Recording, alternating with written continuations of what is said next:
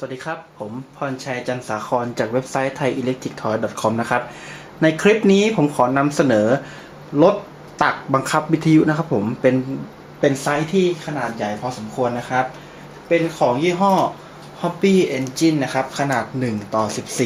1:14ไม่ต้องห่วงเรื่องความสวยงามของยี่ห้อนี้เลยนะครับผมตรงนี้จะระบุไว้เลยว่า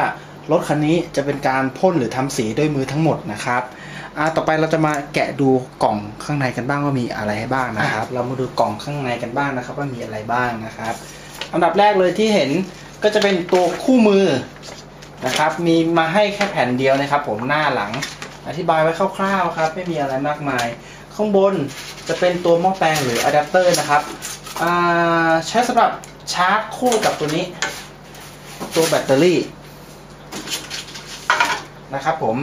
มอ่านในคู่มือแล้วมันระบุว่าไม่ควรชาร์จเกิน3 ชั่วโมงครึ่งนะครับต่อการชาร์จ1 ครั้งนะครับอันนี้ใส่ตัวรถนะครับผมถัดมาจะเห็นเป็นตัวแบตเตอรี่ตัวเล็กๆอันนี้จะเป็นตัวแบตเตอรี่สำหรับใส่รีโมทนะครับอันนี้จะให้ไปด้วยนะครับผมและผมจะลองวัดความยาวของมันให้ดูว่ามันยาวเท่าไหร่วัดเป็นหน่วยเซนติเมตรนะครับขอวัดจากปลายนี่เลยนะครับปลายฟันของมันละยันที่ท้ายเลยนะครับวัดกันสดๆให้ดูเลย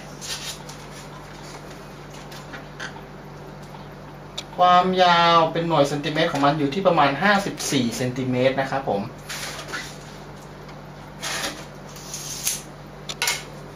ต่อไปผมจะเล่นโชว์ให้ดูว่ามันทำอะไรได้บ้างนะครับ